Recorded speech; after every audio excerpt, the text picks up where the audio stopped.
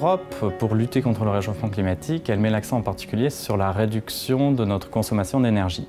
Alors comment ça se passe? Concrètement, on a les bâtiments, les chaudières qui utilisent pas mal d'énergie en Europe. Et donc par des outils assez simples comme les étiquettes que vous trouvez sur les chaudières, sur les bâtiments et qui informent les consommateurs sur leur performance énergétique. Donc on incite les consommateurs à choisir des options qui sont moins énergivores.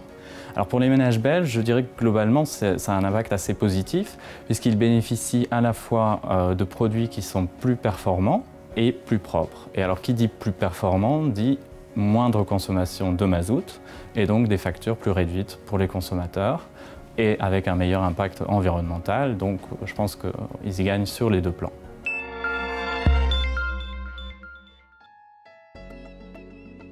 Le mazout est encore une importante source d'énergie dans notre pays. Dans le port d'Anvers, nous avons également un pôle d'énergie provenant des raffineries et de l'industrie pétrochimique. Dans un mix d'énergie avec des ressources toujours plus renouvelables, le pétrole continuera à jouer un rôle majeur. Alors le mix énergétique belge se caractérise d'abord par un fait majeur, c'est qu'à part le renouvelable, nous n'avons pas de ressources propres en énergie. Et donc nous importons toute notre énergie.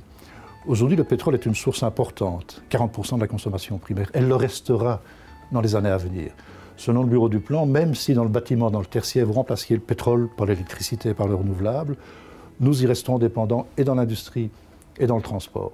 Et nous estimons que d'ici 20-30 ans, le pétrole représentera toujours plus d'un tiers de la consommation d'énergie primaire dans ce pays. Un défi majeur est de réduire les émissions de gaz à effet de serre. Le secteur de l'énergie est conscient de sa responsabilité dans ce domaine. L'industrie pétrolière est confrontée évidemment au défi du changement climatique et nous travaillons notamment au niveau du raffinage pour constamment améliorer l'efficacité énergétique de nos processus. Les raffineries anversoises, de ce point de vue, sont quasi les plus performantes au monde. Nous travaillons à améliorer la qualité des carburants et des combustibles, à la fois pour réduire la consommation et les émissions, en étroite collaboration avec l'industrie automobile. Chaque société pétrolière a des projets propres. Certains se lancent dans les biocarburants avancés, ceux qui n'entrent pas en concurrence avec la filière alimentaire. Certains ont même développé déjà la filière hydrogène. En termes de combustible, le chauffage au gaz naturel est la source d'énergie principale en Belgique. Un ménage sur 3 se chauffe au mazout. De voornaamste troeven van verwarmen op stookolie is dat het een betrouwbare energiebron is. Ze is beschikbaar, men kan zijn eigen voorraad inslaan, men heeft daarover een bepaalde autonomie. Men kan bestellen wanneer de prijzen laag zijn en het is een absoluut veilige vorm van verwarmen. Moderne verwarmingstoestellen moeten vandaag qua rendement absoluut niet onderdoen voor verwarmingstoestellen met andere brandstoffen. We hebben vandaag twee types verwarmingsketels op laag temperatuur of condensatie en de rendementen variëren van 86 tot 100%. Pour atteindre les objectifs climatiques, Informazout met également l'accent sur la sensibilisation du remplacement de chaudières obsolètes de mazout. Aan de enerzijds moet er ontwikkeld worden op het vlak van hernieuwbare energievormen.